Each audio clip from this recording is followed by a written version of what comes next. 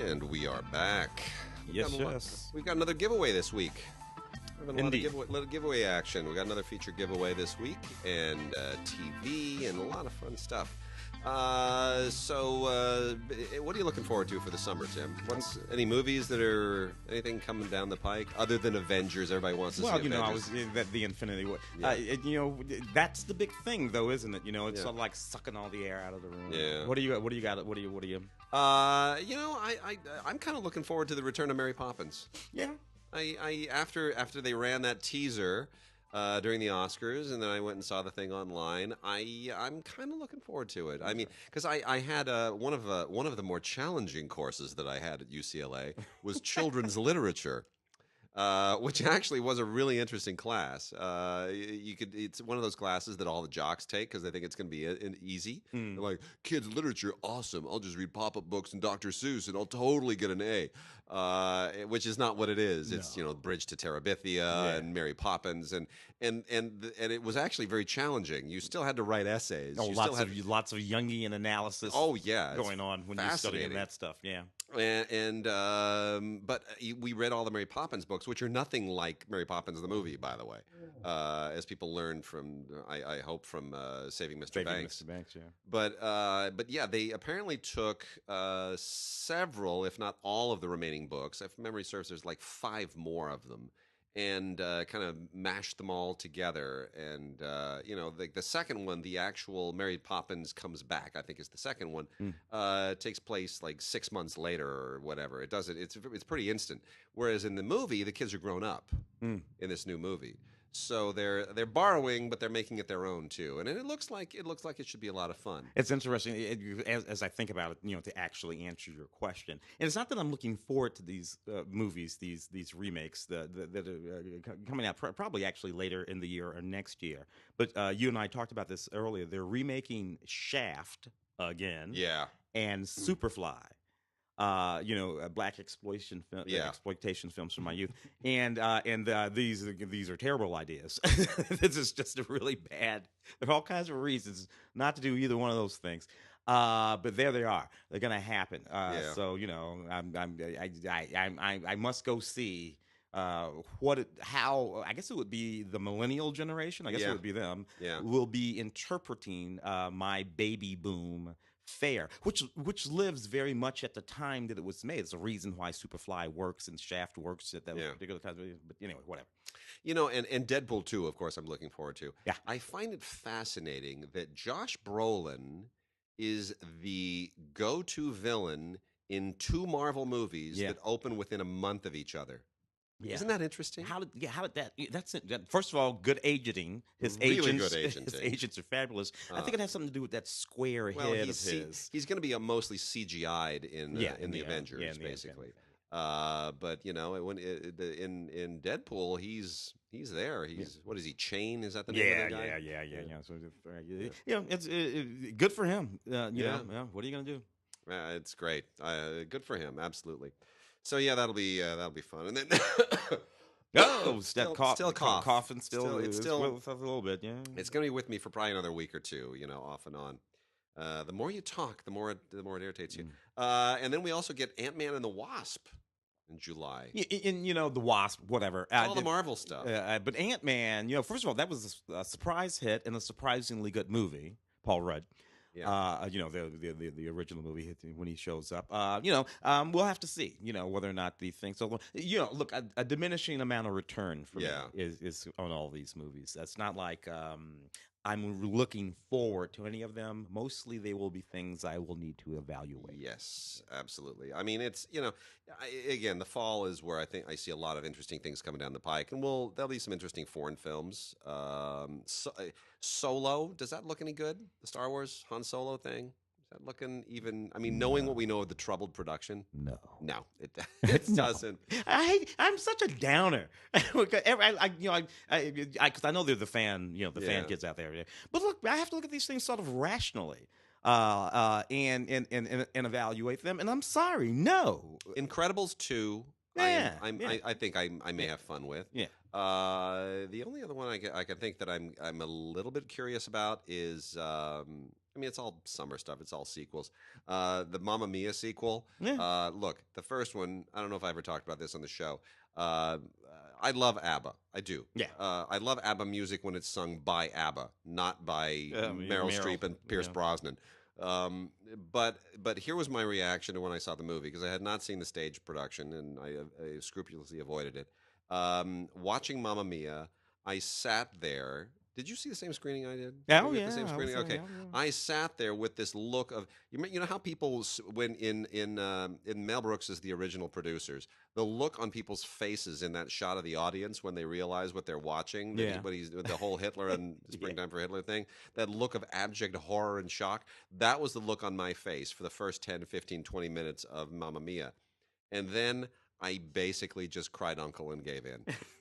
I did. Yeah, I just gave in. So I wound up liking it, but basically taking a shower afterwards because I didn't love myself anymore. Well, look, the ABBA, absolutely, but I don't know. But by the time we get to again, I'm stuck on these remakes because Diego Luna is Yeah. doing a remake of Scarface.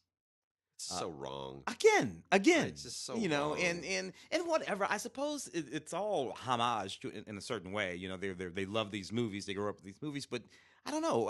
Scarface is Scarface. Pacino. It's Yeah. already we're good. We're solid with Scarface. And the all-female Ocean's 8. Yeah, that's gonna I'm just and again, you know me, I love my gals, I love my women, but no, it's gonna be Ghostbusters. It will be. all It over will be. again. It will be. No, just think of something else. Yeah. And- Well, it's like the problem that I have with the new Greatest American Hero. They basically created an entirely different show and then decided to call it Greatest Greatest American American Hero. Hero. No, it's not the same show. It's not even close. It's fine what you came up with, but give it a different title. Yeah. Seriously. Yeah. Just anyway. All right. Well, I'm going to start today with a big old stack of cult, and we got some great cult stuff, some really cool cult stuff. We haven't covered the whole Grindhouse thing in a little while, so I'm going to hit some of these. You're definitely going to want to get some of these. There's some really, there are labels, there are entire labels that are dedicated to culty stuff, and this is kind of quasi culty. But I'm going to include it here anyway, just because of when it was made and what it's about. This is from Raro Video, which distributes through Kino these days. Raro Video typically releases primarily Italian stuff of a sort of cult and genre, gangster movies and some horror stuff from the 1960s and 70s. Typically, always comes with a great Blu-ray and a book and a really nice slipcover. So Raro Video does a lot of great stuff. You can learn more about them at Raro Video USA. That's RARO, videousa.com. This one is called The Teenage Prostitution Racket, which is as exploitation-y a title as I've ever heard, by Carlo Lazzani.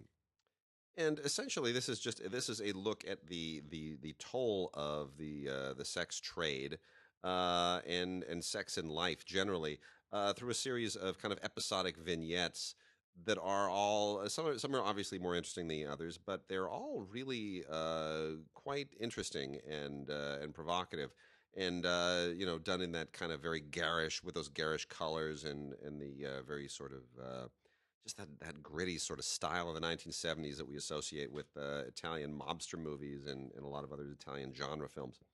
Anyway, really a very, very interesting film, DTS dual mono audio, and it is The Teenage Prostitution Racket by Carlo Lazzani from 1975. We also have the beloved Basket Case in a nice new special edition, custom case.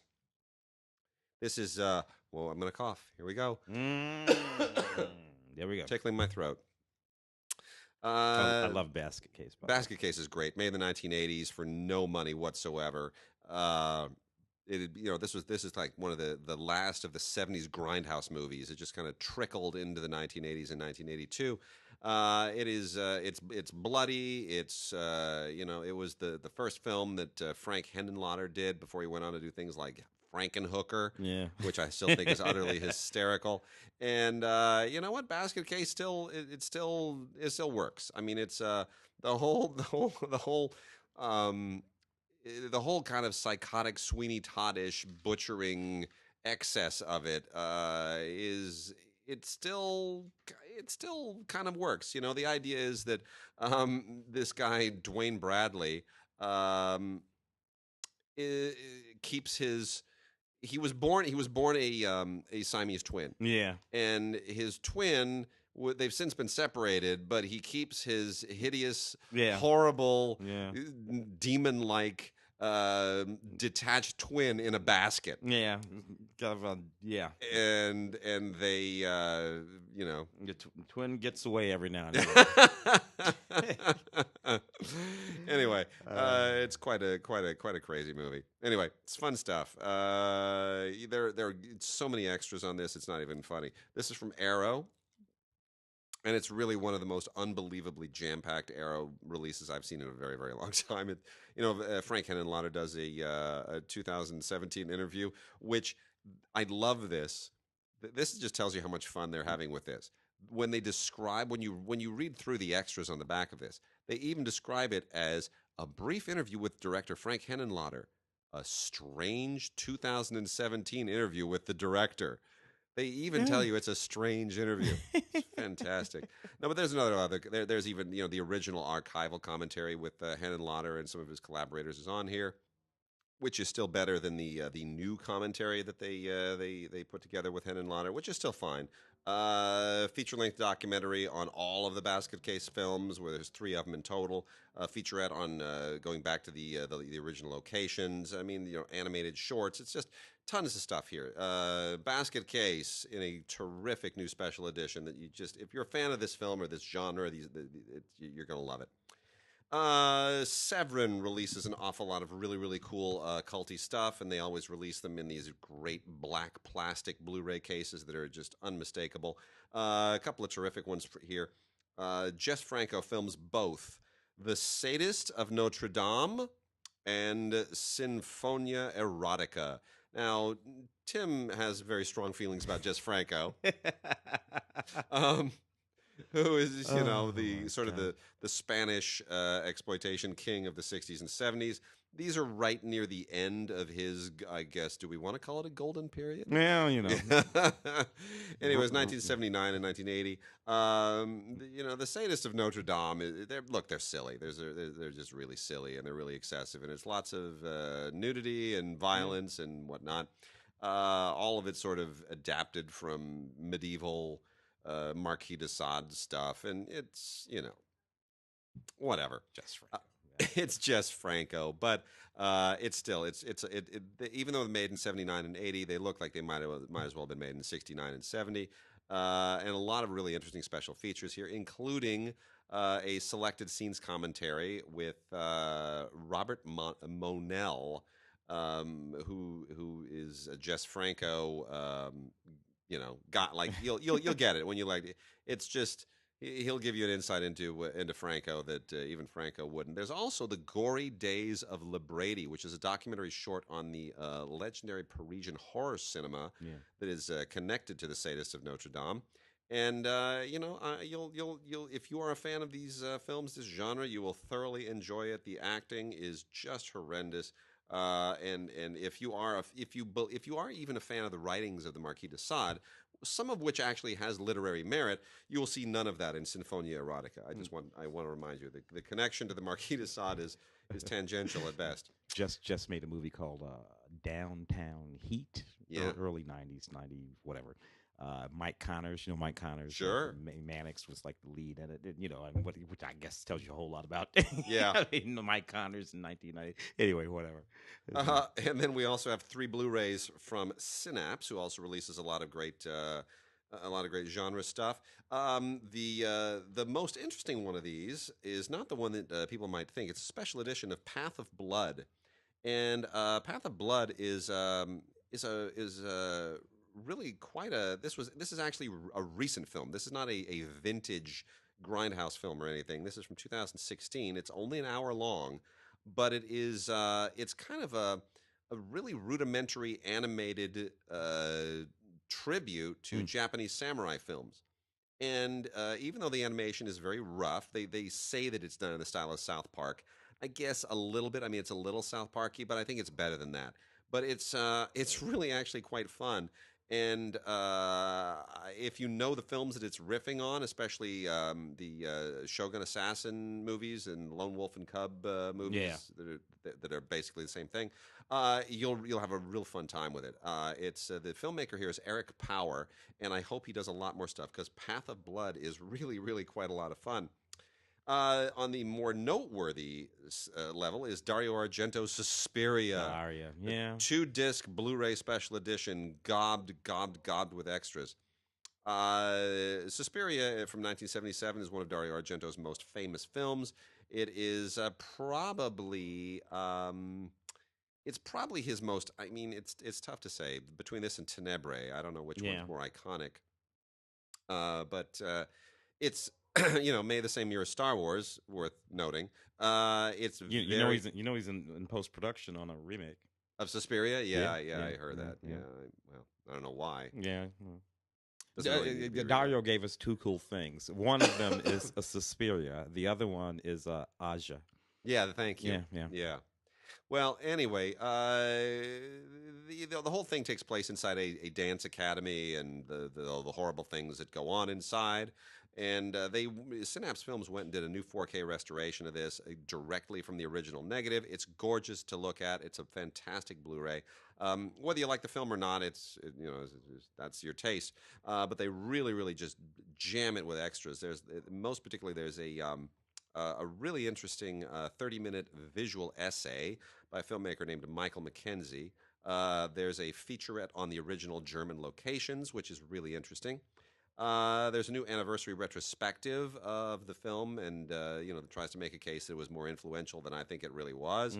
But all this stuff is really, really quite interesting. So I'd almost say for the extras alone, it's worth checking out. And then lastly, from Synapse is Unearthed and Untold: The Path to Pet Cemetery. This is a little bit of a detour. This is kind of a documentary tribute to the book and the movie that was made in 1989 from the book, and also a kind of a tribute to the places in Maine that serve as the backdrop and the inspiration for it. So it's if you're not a fan of the book or the movie, you're not going to want to get this. But it's a nostalgia piece. It's quite a lot of fun. Well, Mary Lambert directed that film. Yeah, and people forget. I mean, that long ago. Yeah. She was one of those 89. 89, those early women directors. Out there, Mary Lambert. And never had the career she deserved. Yeah. Really a very effective film. Yeah, well, they made another one, Edward Ferguson. I mean, I did the junket for Pet Cemetery 2. Yeah. So yeah. And then lastly, Vinegar Syndrome. We love Vinegar Syndrome. Vinegar Syndrome. It's a great name for a company. We got a DVD and 2 Blu-rays here. The DVD doesn't need to be a Blu-ray because it's the elements here are 16 millimeter movies. There's no reason to transfer 16 millimeter to Blu-ray, people. It just doesn't make sense. This is a really bizarre, fringy, erotic thriller called Night Caller. And Night Caller was made in 1975, and nobody saw it then, and I'm not sure that anybody saw it since then, but it's really, really bad and unbelievably enjoyable to look at. They restored the elements in 2K. I don't know that they really needed to. I think the nastier and grittier this looks, the better. But it's an old school sexploitation film, as you might have expected in the 60s, except it's done with kind of 70s social sensibilities, which makes it kind of an unusual oddity in its own genre. It's a little bit along the same veins of oh gosh, what's what was the Doris Wishman film I'm trying to think of? Which one? Gosh. For volleyball? No. This is, I mean, it's basically a woman who the Buñuel film is Belle de Jour. Belle de Jour. And before Belle de Jour, there were a variety of other films in the exploitation arena that did similar stories of women, with secret lives of prostitution. Yeah, hookers. Yeah. I mean, it's sort of the dark side. What's your name in the afternoon? Yeah. It's the dark side of women's liberation, right? Yeah. So that's the idea there, the cautionary tales. And then 2 Blu-rays from Vinegar Syndrome. We have Mary Mary with Constance Money. Now, if your name is Constance Money, you're probably not a legit actress.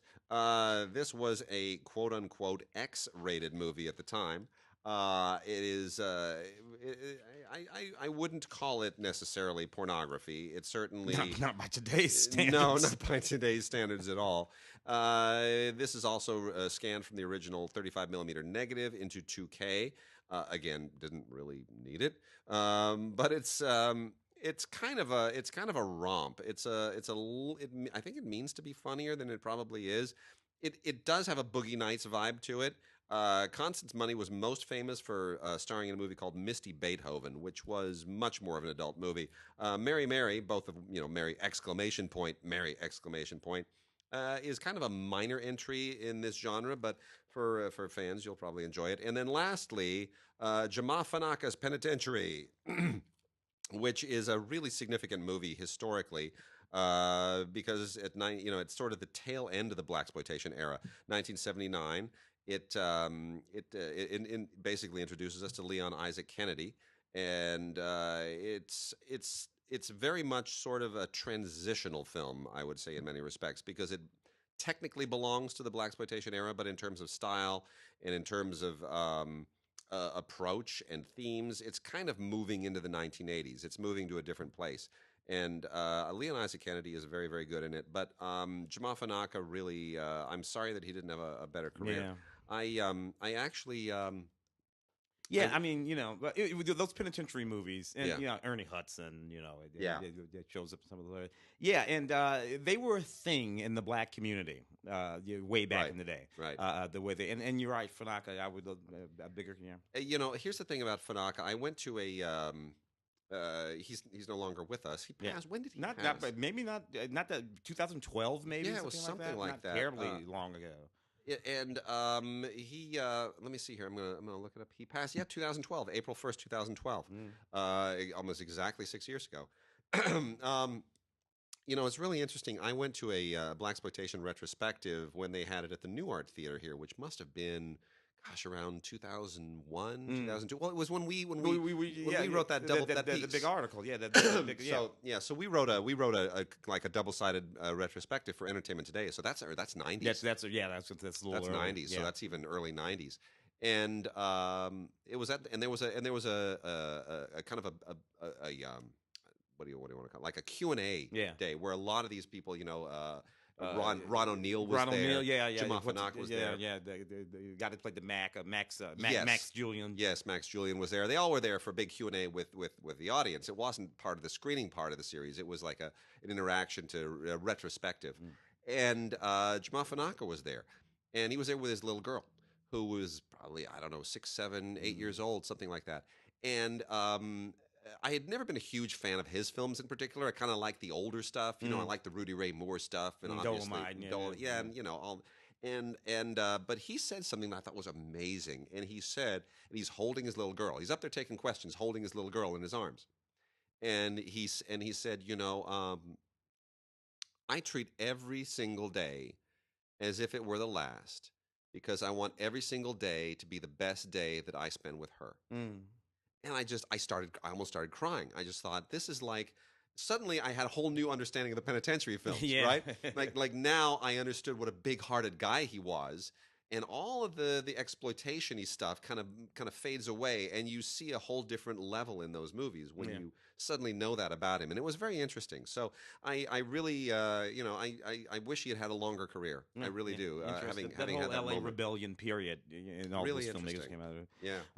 What do you got? All right, so that's it. That's it for the exploitation stuff. Let's jump into new movies. I guess these are new movies, right? Yeah.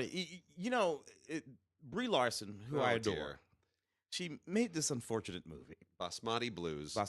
I'm a little more forgiving of it, but good intentions, good intentions all the way. Anyway, it's about this young woman, a young doctor who's working for this company. She goes to India to sell GMO rice. Just the whole thing that has to do with GMO and rice. None of this makes any sense. It's this whole thing goes. Meets a young Indian man, a young man, a college student, and what's going on. And she finds out, of course, that the corporation she works for, Donald Sutherland, is in the movie, is doing something dastardly to.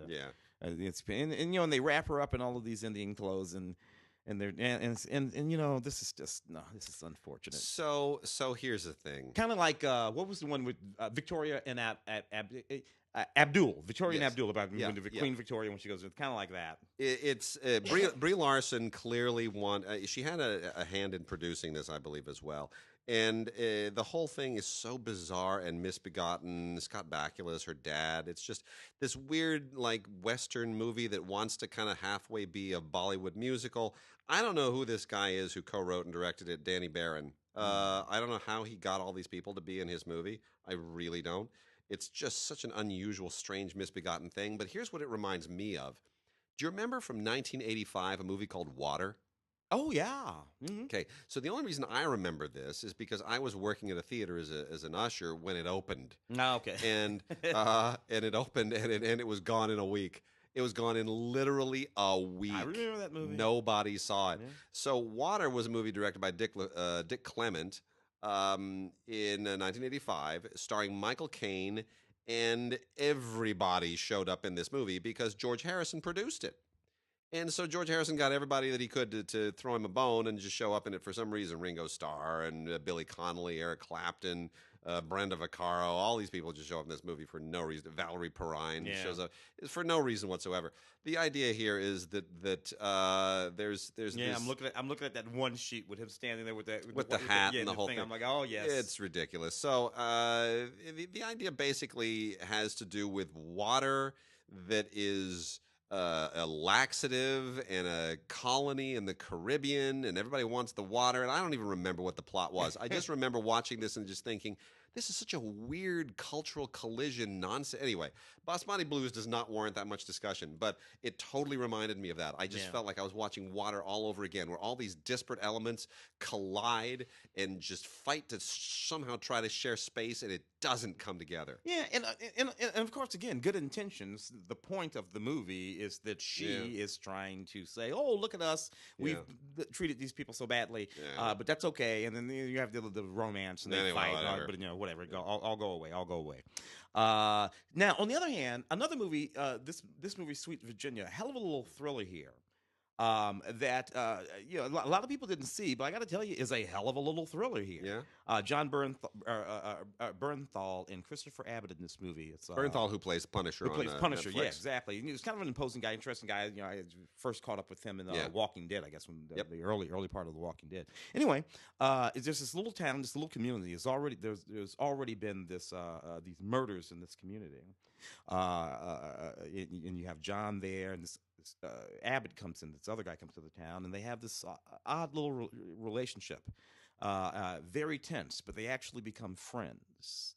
And the question of obviously the issue of the murders, all of that, and man, this movie becomes just the most intense little pot boiler. Nice. Just heavy, and excellent performances. You got Imogene Poots in this movie and Rosemary DeWitt in this movie. Yeah. I would have thought it would have done better. Yeah. But, it's just one of those things because it is really, really good. Marketing is hard. But anyway, it's a hell of a little thriller. It got some good reviews. Anyway, DVD here, not a whole lot on it. And I love Ferdinand. I don't mind admitting it. Yeah. So Ferdinand the Bull, of course, started as a Disney short many, many decades ago. And Disney, was adapted from a book. And Disney, I guess, did not maintain the copyright on it, which is unusual. So Ferdinand falls in the public domain and winds up as a 20th Century Fox feature film, which will now once again be in the Disney fold once Disney absorbs 20th Century Fox. Yeah. So karma, man. It's just Disney wins, baby. Disney wins every single time. So here's Ferdinand is, of course, from the Blue Sky people who gave us Ice Age and all the other 20th Century Fox animated films. Ferdinand, I'm going to say, is the best. John Cena is actually very good in this movie. He's really good. His voice. Yeah, I find this, and it doesn't have much to do with the previous Disney film or the book per se. The idea here is that Ferdinand is a bull who just doesn't want to be a bull. Doesn't want to fight. Doesn't want to fight. He's just sweet and loving and just wants a family. And I found the whole thing to be just so incredibly funny and clever. And my daughter to this day, we took her to see it, and she enjoyed it. But what she enjoyed more than the movie was watching me laugh my ass off at this movie. There are two things in this movie that are insanely funny. There are these hedgehogs, which are just they're just a stone cold riot, and then there are these German horses which had me in tears. I was crumpled over. I was curled up into a fetal position, just laughing myself unconscious. It was so funny. Those German horses. I Kate could McKinnon, great. could Bobby oh, Cannavale, fantastic. great. You know, And I will give nothing away. I will just say there are some sight gags in this thing that are right up there with the best that you've ever seen with the Marx Brothers. yeah. They are great. They are really great sight gags. Didn't win an Oscar. It was nominated. Yeah. You know, going up against Coco Yeah. is an unwinnable proposition. But Ferdinand on 4K Ultra HD absolutely deserves it. Movies Anywhere get to add it to that as well. The extras are, they're fine. There's a Nick Jonas music video and a few kind of diddly featurettes. They're not really a big deal. But the movie really as a rewatchable time and time again family film for adults and kids, I think is the best thing that Blue Sky has ever done. I think so too.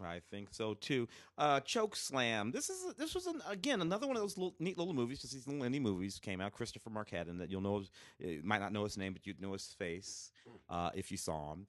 And this sort of like romantic little twisty-turny sort of movie, mostly do with women wrestlers. You know, you got this guy, he's a mild mannered, everyday kind of guy. He has this girlfriend who he was in love with back in high school. And he has another shot at her. Turns out she's this badass, WWME wrestler chick who can kick his ass among a whole bunch of other hot chicks in this movie. And there's a lot of that in the film, a lot of those wrestlers in the film. It's a cute little movie. And, whatever. I wish it would have done better. But as romantic comedies go, it found a new little sort of take on the romantic comedy thing. And frankly, I love it whenever that happens. Yep, for sure. Let's do. We have one. So we have our giveaway. Oh, the giveaway. Yes. I put it over there. Got our giveaway. Forgot about this. How can we forget about the giveaway? Set it aside specially. So Permanent is our giveaway from Magnolia. Thank you, Magnolia. We have 4 copies of Permanent to give away. You're going to want to send us an email to gods@digigods.com or gods@cinegods.com, and just put Permanent in the subject line. And your name and address in the body of the email, please. Permanent in the subject line, name and email in the body of the email. And make sure that you get us the email, please, no later than the 6th, Friday the 6th. Make sure it's time and date stamped on Friday, April 6th. Again, the movie is Permanent with Rainn Wilson and Patricia Arquette. It is. This is one of those being a teenager is a really horrible business movies. Yeah. There are a lot of those. Keira McLean plays the 13-year-old girl here whose parents are Patricia Arquette and Rainn Wilson. And the whole thing takes place in a really garish, totally beautifully recreated 1982 small-town Virginia environment. And, it's all about it's the title takes its name from hair. Yeah. Because she gets a permanent.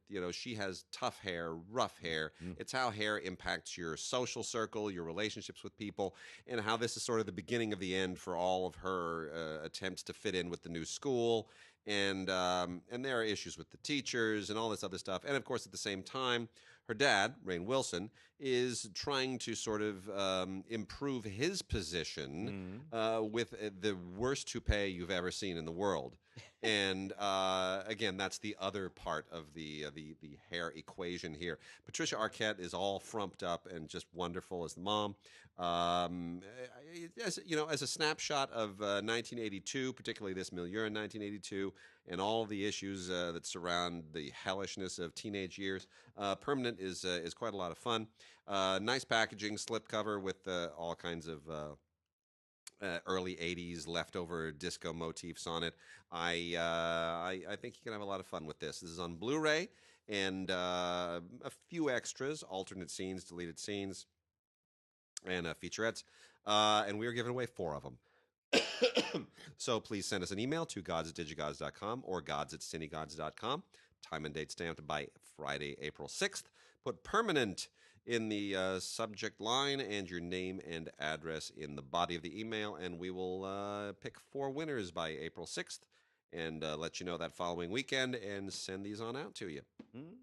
Yeah, do the thing. Where are we going? TV. I got a little TV. I got some TV. TV. Here. I got some TV right in my hand. Knock it. 13 Reasons Why, a fairly controversial series. First season of 13 Reasons Why. So this was the series that was about a young woman who left a tape for several people explaining the 13 reasons why she committed suicide some 2 weeks This has earlier. been quite controversial. Quite controversial. In whatever. I guess no point in hashing that all out here. People can sort of look that up. It certainly is a very well made series, very well acted.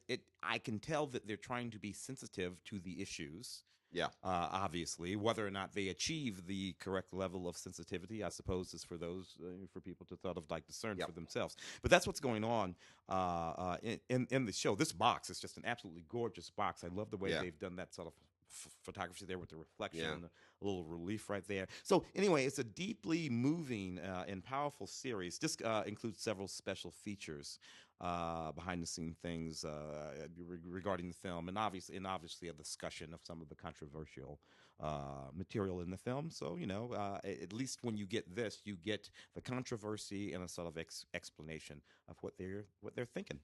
Yes. Really interesting show here, The Governor, the complete collection. Now, it's important here to understand that in the British TV sense, this is from Acorn TV. This is a British show from the mid-1990s. Yeah, Janet McTeer. Janet McTeer. It's important to understand that governor in the British sense means warden in our sense. So prisons have governors over there. So a better way to say this, the warden, what might be the way that would make sense here. This is the complete collection of this brief but amazing series, 12 episodes that ran in 95 and 96. Janet McTeer has kind of made a little bit of a comeback in season 2 of Jessica Jones on Netflix. Yeah. Janet McTeer is, which I'm not terribly fond of. I guess I should say I love her acting on season 2 of Jessica Jones. I just don't know that I like the inclusion of her character on season 2 of Jessica Jones, if that makes sense. But anyway, Janet McTeer is a powerful actress and always has been. She stands about 6'1". Oh, she's a big gal. She's really tall and imposing. Tumbleweeds, I think, was the first one. That was her Oscar nomination. Yeah. And she is she is a powerful presence here. The idea here is that this all takes place in at a place called Barfield Prison. And there's a riot, and all kinds of awful things happen. And the warden, the governor, is fired, and she gets the new job. So she is a tough woman who now has to run an all-male prison, and that obviously is a great setup for good acting, interesting dynamics, class dynamics, race dynamics. There's all kinds of really interesting stuff that goes on. And some tremendous supporting parts here. Sophie Okonedo, who would go on to act and get an Oscar nomination for Hotel Rwanda. Eamon Walker, who has since been on Oz and Chicago Fire. These are all really, really amazing actors. And Idris Elba. Yeah. Idris Elba. So you see the birth of a lot of tremendous performers in this really, really tough, gritty show, which came to us from Linda LaPlante, who also created Prime Suspect. So really tough show. The Governor, the complete collection from Acorn. Really good. The wonderful The Handmaid's Tale season 1, which Hulu gave us, won the Emmy. Just really streaming. You just never know. I remember covering the film who made that film back in '90, whatever it was, Robert Duvall. Yeah. Anyway, it didn't quite work, that film. But this series reconstructed and reset in the present day or slightly in the future, reconceiving the sort of circumstances of all of this a bit. And then with these extraordinary performances, Elizabeth Moss at the center of it playing Offred. It's just really an amazing series. I'm thrilled for Elizabeth Moss. Yeah. She, between this and the Jane Campion thing, she her television profile has really gone up, and she used to just be kind of a supporting actress. She'd show up in this and that and the other thing. Walked around Mad Men for a long time, I think, and all that kind of stuff. But there she is. She's and you know what? And I'll say this, and I hope people will take it in the way that I mean it. She's not traditionally what we would call beautiful. No, she's lovely. Yeah, but not traditionally beautiful. Yet she plays these roles where she has to be the thing that draws the attention of men in this very particular way, and certainly her presence does that. Yeah. You believe it completely and totally, despite the fact that she's, not Margot Robbie or whatever, just to pick up, Right. whatever. Anyway, the first season of The Handmaid's Tale, quite powerful. And I suggest people get it. Special features here, script to screen. So that, one of those things where you can take a look at the extras and see how it was all translated to the screen. Beautiful stuff, beautiful stuff. The Handmaid's Tale. I got 3 more from Acorn TV here, and then another one that I'm just going to give a real quick shout out to. When Calls the Heart. This thing just does not stop. It just keeps on coming. So if you love this real goopy Hallmark stuff from the Michael Landon Family Factory, based on the Jeanette Oki novels, When Calls the Heart of Homecoming. Oh my goodness, I'm waiting for the one called the Heart of Blood. That'll be when they go all giallo on us. But you just love people looking sweet and wearing Canadian Mountie uniforms, and it's just having love and family and all kinds of whatever. It's getting a little excessive, but gosh, people just love this, and it keeps Hallmark going strong. The Acorn TV stuff continues to be really, really powerful. One here that I was completely unfamiliar with, and the other 2 are just kind of continuing things. I'll give you the update on those on Blu-ray and DVD. The Broken Wood Mysteries Series 4, which continues to be really, really solid. Just great, New Zealand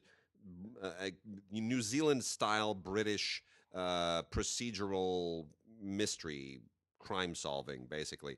But the New Zealand backdrop really does matter. It's really, really a great show. The Broken Wood Mysteries Series 4, particularly sharp on because the backdrop is so gorgeous, particularly sharp on Blu-ray.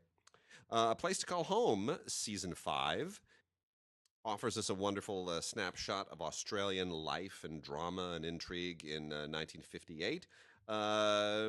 Really quite interesting. 1958 in Australia isn't so far different from 1958 in America. Yeah. And I've always found the parallels between the 2 cultures and countries to be quite interesting. So continues to be very, very good. I wish this was on Blu-ray because it just, again, like New Zealand, the backdrops are just so beautiful. So hopefully that'll happen at some point. But I want to say it's a little Thornbirdsy. It's not quite that goopy and that soapy, but it has some similar aspects to it. And then this is what I was completely unfamiliar with before: Love, Lies, and Records. This is an Acorn TV original, and it takes place this is a drama, but with some kind of lighter edges to it. It's interesting. I almost don't even know how to describe the genre this it fits into, because it's funny, it's dark, it's insightful, and it means to be, because it all takes place inside of a British register office, which is that's like the public recorder's office here. So everything that happens in anybody's life of any significance is going to pass through the register's office. Not exactly what I would imagine to be an interesting place. I would just think it's a whole lot of dull paperwork and clerical work. But they find an interesting way here to put a character right in the middle of this. Senior Registrar Kate Dickinson, played by Ashley Jensen. And to somehow make that job situation, that environment, a linchpin for all these very, very interesting character and story threads and relationship threads. And it's really, it works. It's very, very interesting. It's oftentimes much funnier than I would have expected it to be, and sometimes a lot darker than I would have expected it to be. So Love, Lies, and Records is a really, really cool new entry from Acorn TV. And looking forward, hopefully, to more of this. This is 6 episodes on 2 discs, so we could do with a lot more of this. Fascinating. I have in my hand the season 1, first season of The Outer Limits. Tell me if you think this is true.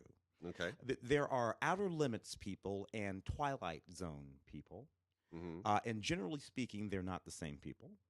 I happen to be both. Yeah, I am too. And I suppose you might throw Night Gallery people Yeah. into that grouping too. Yeah. I like both because to me they're sort of distinctive in a bunch of different ways. For one thing, The Outer Limits was much more about science. I mean, Yeah. all kinds of stuff with a lot more about science. Twilight Zone, you never knew what the hell was going to happen in the True. Twilight Zone. And Night Gallery, of course, is just straight up horror. Yeah. But the Outer Limits, I gravitated to a bit more because science, generally speaking, was at the center of whatever Right. the hell was going on in Yeah. the Outer Limits, and I was one of those guys. A lot of them are about space, this and space aliens and all that kind of stuff. Nevertheless, the entire first season of The Outer Limits, 32 episodes. There is nothing wrong with your television set. You know what? When it would open that way, when I was a real little kid, I would always go test that. Yep. I'd get up, go over there, and turn it off. Yeah. Just to make sure I still had control, turn it back on. I love The Outer Limits. Fantastic. Gorgeous box, too. I am thrilled this is finally on Blu-ray because, Twilight Zone's been on Blu-ray forever and in several different incarnations. And The Outer Limits was first released on Blu-ray or first released on DVD in 2002 and 2003. And then they kind of tried to refashion it a little bit, and they repackaged it and released it again in 2007. And they finally gave us a box set in 2008. And then for the last 10 years, nobody's done anything with it. And finally, it's like, hey, yeah, totally, way to go. So thank you, Kino Lorber and 20th Century Fox for finally giving us the long overdue Blu-ray of The Outer Limits, the first season. Bring on the rest of the episodes. Nah. I want all the rest. I for whatever reason, I found myself slipping into binging the first season of Dirk Gently's Holistic Detective Agency, a perfectly ludicrous UK TV show. For whatever reason, Elijah Wood is in, along with a bunch of British actors. It's an interesting thing. It's sort of goofy, sort of detective who draws in all of these wacky characters, including Elijah Wood into being sort of his sidekick. Well, this is season 2. If you thought season 1 was wacky, season 2 is twice as wacky. Yes, but it's a lot of fun too. Here, the detective and his group of sidekicks have to save the Earth from alien invaders and all kinds of. The BBC show. I thoroughly enjoy Dirk Gently. Holistic Detective Agency, and I got to think that most people would. There is a bonus feature, a recap of season 1. So if you haven't seen season 1, if you pick up this, they'll do a little recap for you. But I suggest you go just binge it, watch it, and then this will be that much more fun. I got a lot of real funny stuff for you here. So we're going to start with some just classic volumes 1 and 2 of the very best of Victor Borge. Volume 1 has 7 specials, and Volume 2 has 8 specials and a bonus CD. These are from PBS. And Victor Borge is just one of the first people who ever made me laugh to the point of losing control of my bowels. I loved him as a kid. I've loved him as an adult. It's just so unbelievably funny. When I was learning piano as a kid, I developed very special appreciation for what he was doing, because Victor Borge is a concert-trained pianist. Yes. An amazing history, by the way, his life. If you don't know much about his life, Victor Borge is a Danish Jew, and there's a whole kind of Holocaust-era drama that leads up to this. And yet he is just one of the funniest, most brilliant, original talents of all time. Especially his verbal punctuation. Yeah. So many original things. Such a great, great original. And all in a language that is not his original language. It's just beyond funny. This is, let me underline this. This is 17 hours of Victor Borge, and it's over how many years? It's got to be over. Oh yeah, decades. Decades. Yeah. And it's not enough. I could do with at least twice as much. This is just, you can watch. You can put this on a loop. My daughter will definitely be acquainted with this. And then Rowan Martin's Laugh In. Oh my God, I watch that every day.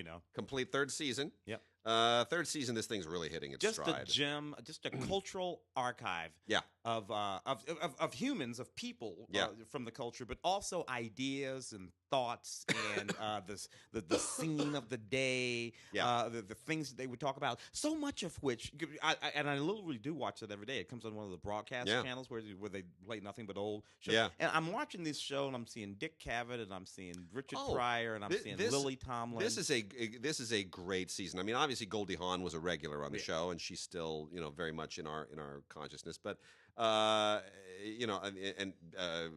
Henry Gibson. You know, I knew Henry Gibson's son when I was in school, That's fine. and you know, really just a lot of great people. But honestly, when you look at the people who guest on this, it's amazing, including Richard Nixon. Third season alone has some of the people who are just icons of the period, whose names I never even think about outside this era. Flip Wilson, Engelbert Humperdinck, the Monkees. You know, it's just Frank Sinatra and Nancy Sinatra, Sonny and Cher, Ringo Starr, who just got knighted. It's really great. And again, you know, the show, you know, that format, which will never be duplicated, by the way. Saturday Night Live is not the same thing. A lot of people say Saturday Night Live is not the same thing at all, not remotely. So topical. The war, the Pope, all again. You know, it's sort of, to me, when I watch that show, it makes me much more calm about the circumstances of our society today. When I watch a show like Laugh-In, because it reminds me that, you know what, this is all the same. Yeah, there's not a single different thing in the universe. No. Not a new thought, not a new idea. We got some new technology, but that's all. All the ideas are the same. So, you know, when things are going goofy, I just watch Laugh-In and forget about it. You know the other thing I watch? Oh, you got two more of those? Two more real quickly. Peyton Place, third season, is just a stone cold riot. Peyton Place was a soapy movie that they turned into a soapy TV show in the 60s. And this is from 1965. Very young Mia Farrow, unbelievably young Ryan O'Neal, really soap it up in this precursor to Dallas and Dynasty. And along with, you know, old schoolers like Dorothy Malone and Barbara Perkins. I still kind of have fun with this because it's just so cheesy.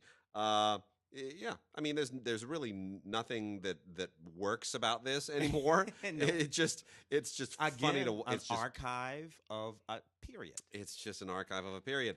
And then the Robot Chicken Walking Dead special, which I've not been hugely fond of Robot Chicken, but I got to be honest, this one's pretty darn funny.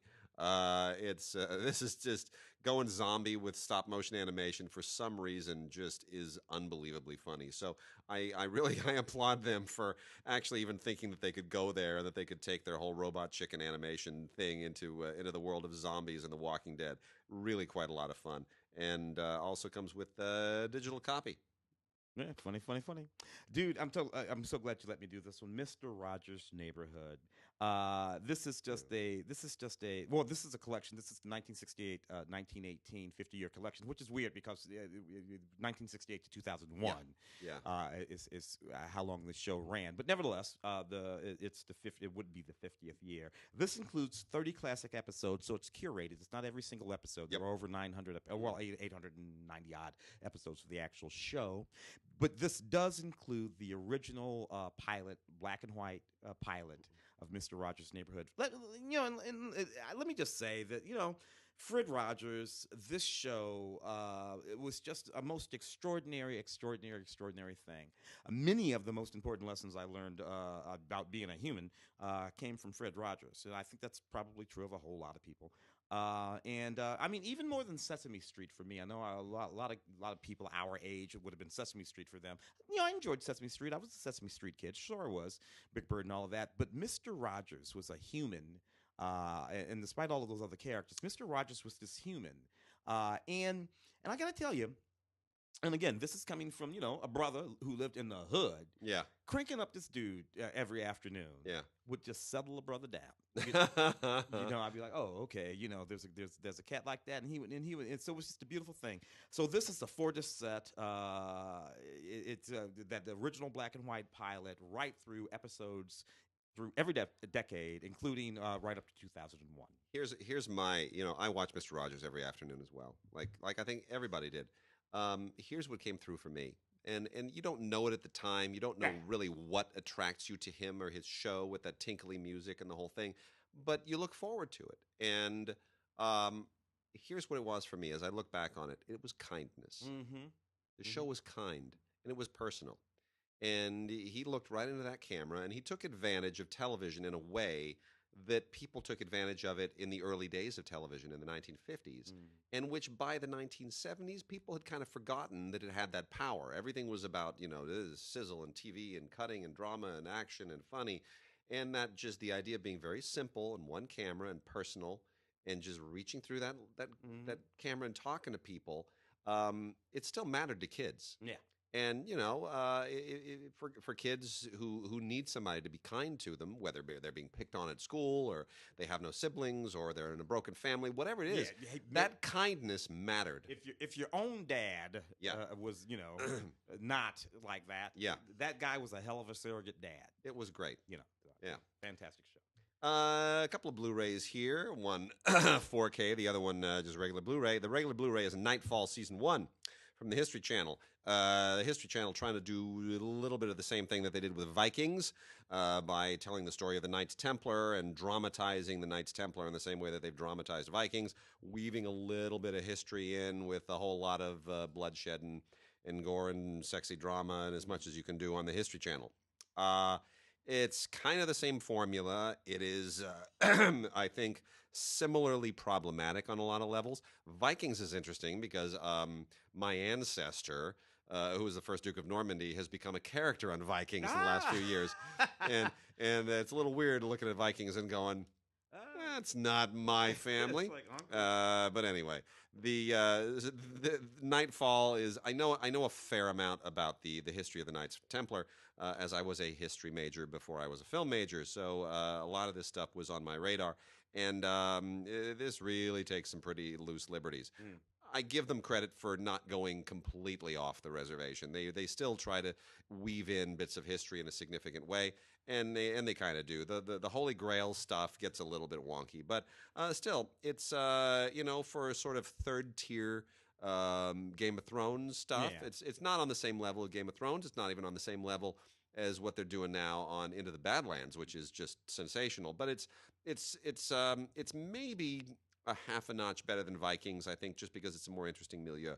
So Nightfall Season 1, let's see where it goes. And then Blue Planet 2, 4K Ultra HD from BBC Earth. I can't tell you how just gorgeous this is. If you want something that will show off your 4K television and your 4K Blu-ray player better than anything else, this is it, Blue Planet 2. This is your new reference standard. It is just literally showing the most amazing photography the world has to offer, of the most amazing sights all around the world. Obviously, primarily, the oceans and things pertaining to the oceans. And the environmental theme behind it obviously is extremely relevant. But more relevant to me is this will make your whole 4K setup just blow up, and it will show everybody why you got to switch to 4K. It is tremendous. Fantastic. The complete eighth season of Archer. The animated series out of it. So here's the thing. 2009, Archer comes out. I watch Archer. Got the joke. Quit watching Archer. Never watched it again because I got the joke. It was fine. It was funny. But you know what? Don't want to see this every damn day. I agree with you completely. I got it in about 5 minutes. Yeah. I'm like, oh, that's funny. I'm out.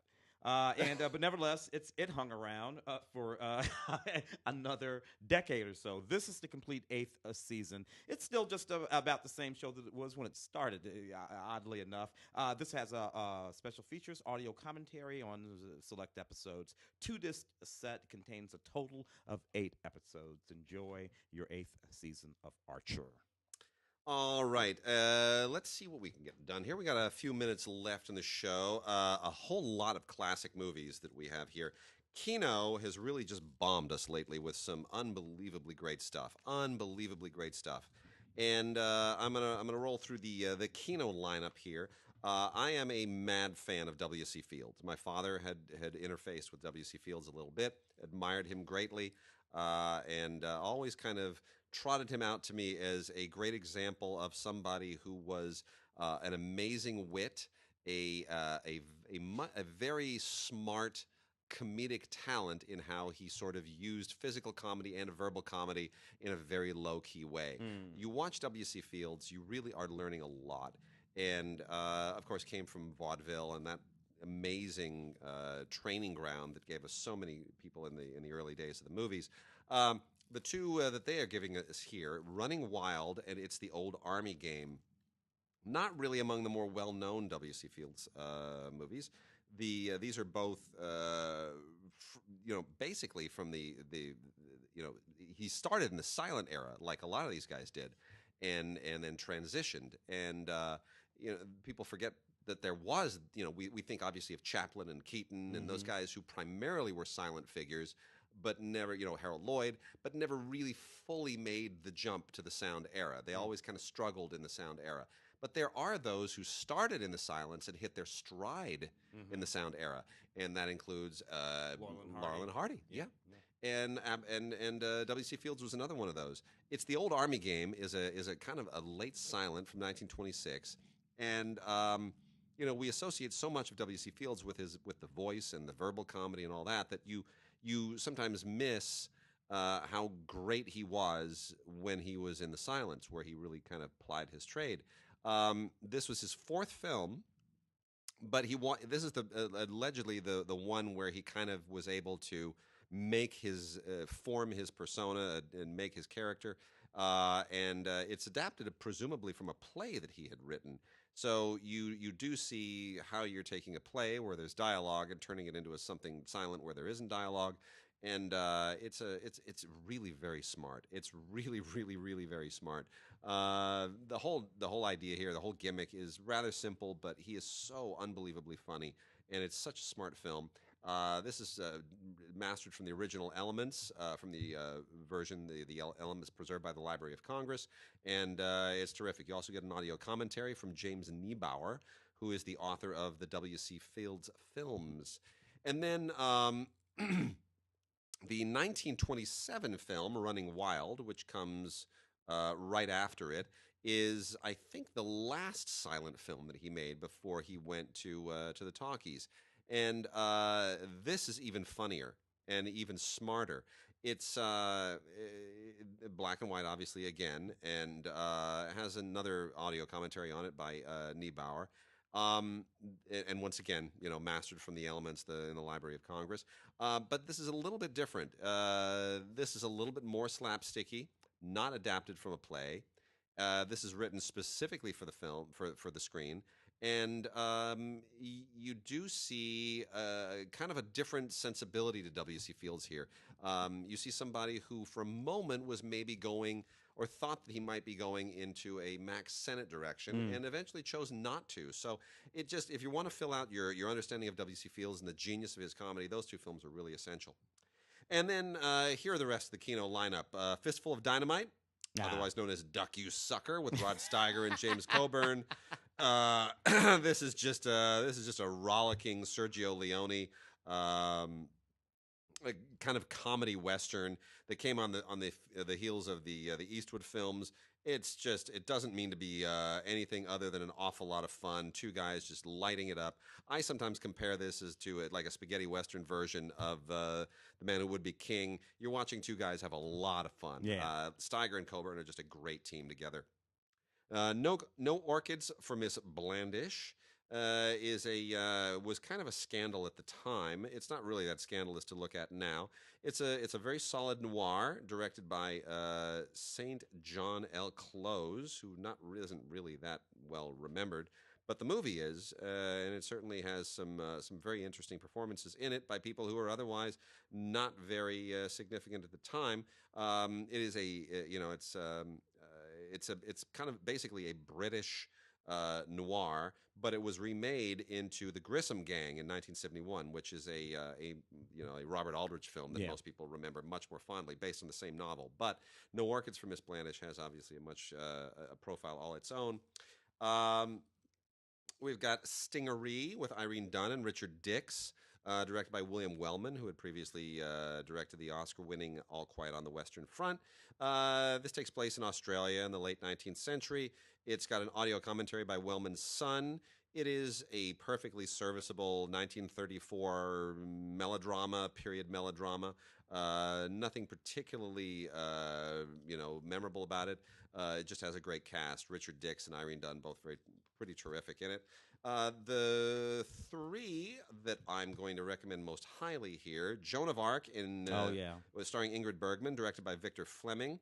who, of course, did Gone with the Wind and The Wizard of Oz. This was made in 1948 when Victor Fleming was kind of on the tail end of his career.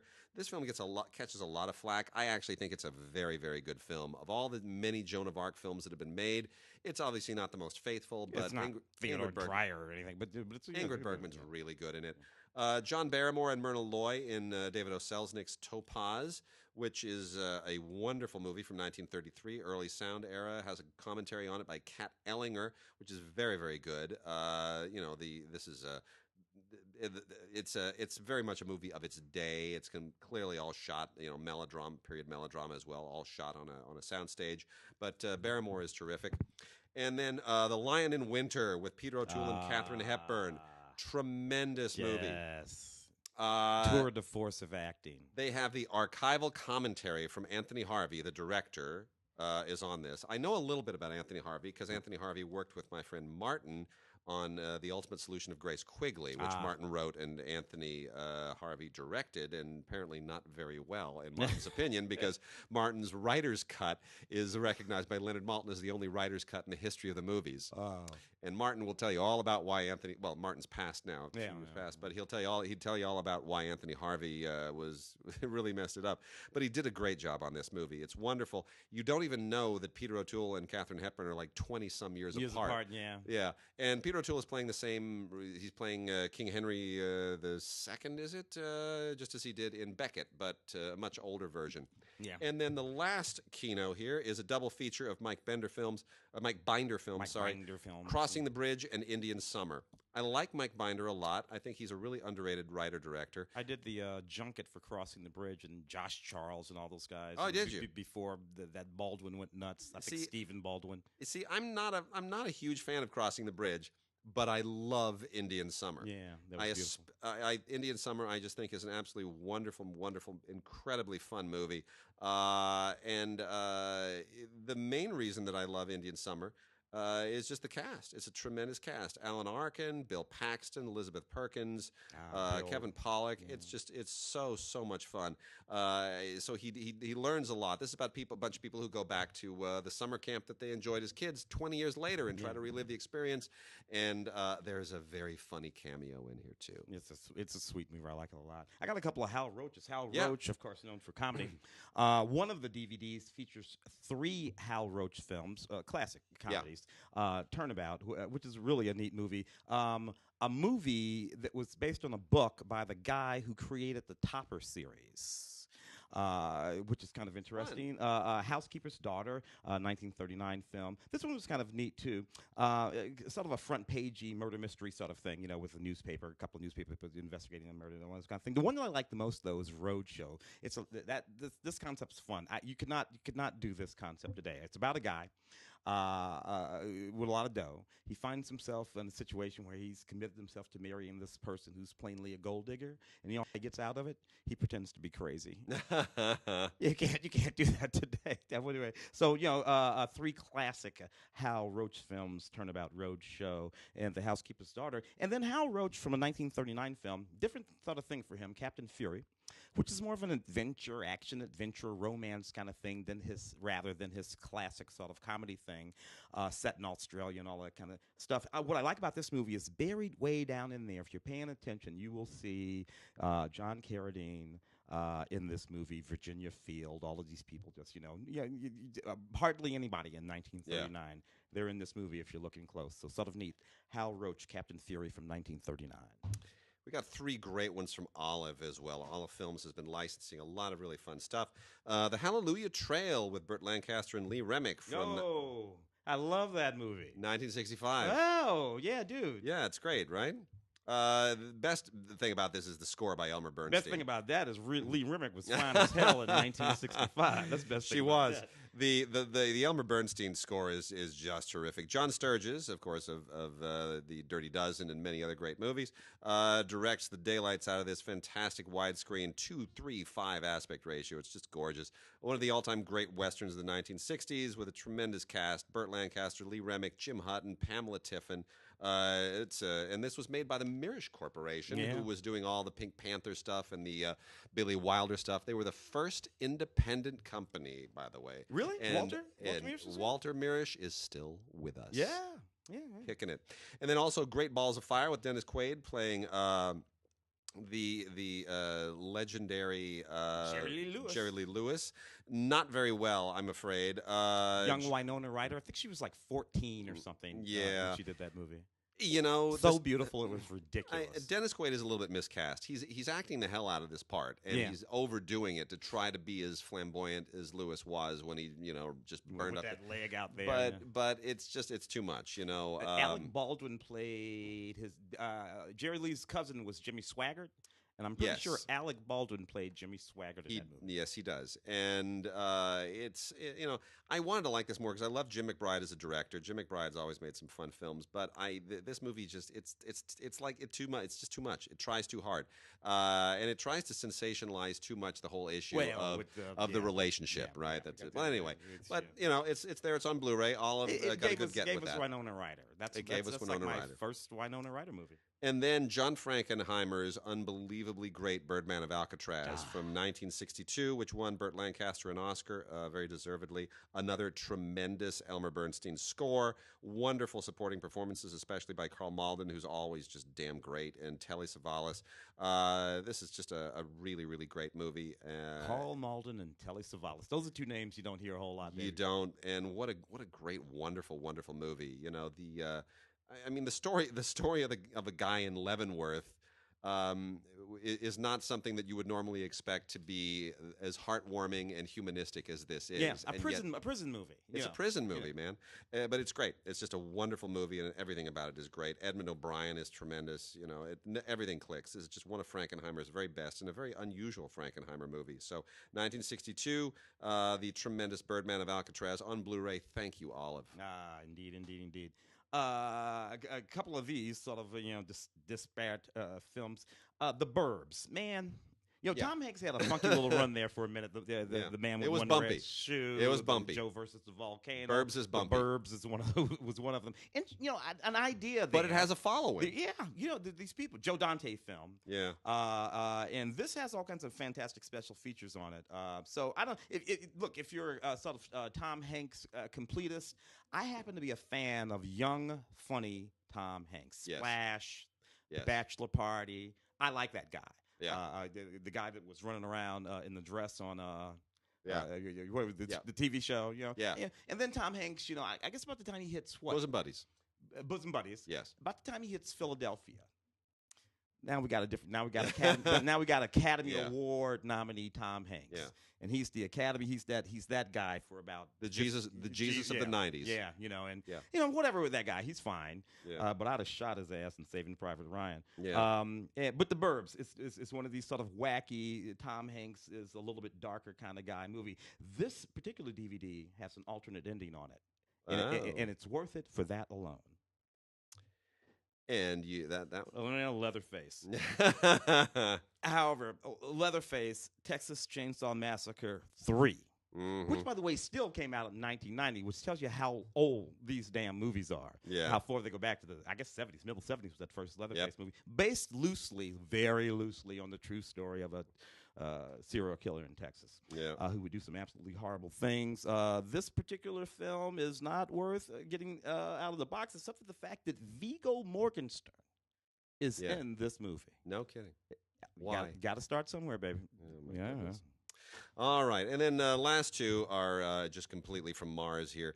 Tony, they are from the Warner Archive collection. Tony Curtis and Monica Vitti in 1969's The Chastity Belt. Dude, I love that movie. She is so sexy in that movie. Well, you know who wrote this? Who? Larry Gelbart. Lit for MASH and yeah. I mean, it was okay. So let me back up just a little bit. So this is a very unusual thing. This was made by Seven Arts. Seven Arts was a company that was starting to do a lot of very unusual. And I say that that's an understatement. Seven Arts made just a lot of completely bonkers movies. And essentially, this is an Italian movie that gets a kind of an American makeover. So it's directed by Pasquale Festa Campanile. I don't know who he is. Don't care. No. Originally written by Luigi Magni. Don't care. No. But you know what? Larry Gelbart came on and he did something. Got and to make it work for the Americans. Made it work.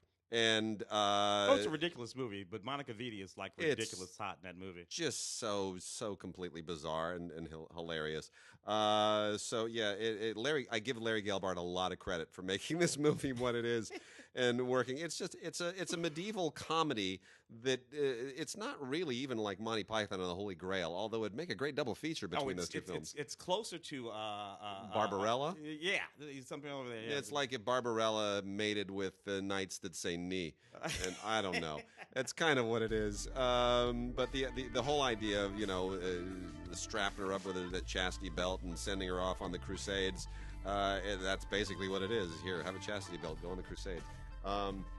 Anyway, and then lastly, Thor and the Amazon Women. Yeah. Along with a movie called Voyage to the Planet of Prehistoric Women. Yeah, Venus, I think it is. This is volume 20 of Frolic Pictures Grindhouse double features. And these movies were made in Thor and the Amazon Women is 63, Voyage to the Planet of Prehistoric Women is 68. Just utterly bizarre. I'm unfamiliar with either of these.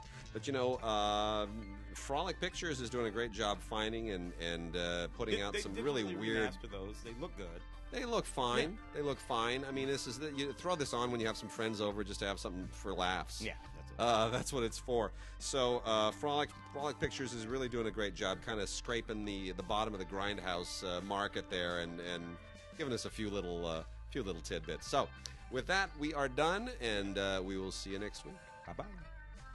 Have you ever? You or Mark have the great crazy Ken Russell story? Oh yeah, we've told it on this show before. Okay, good. We've told it before. We'll lay off. Anyway, that is it for this week. We'll see you guys next week. Send us emails with Croft or the Lara Croft Tomb Raider 4K giveaway in the subject line. Get it to us by the 30th. And Damon, D-A-M-O-N, to win one of the 2 4K packs for downsizing to gods@digigods.com or gods@cinegods.com by the 30th. See you next week.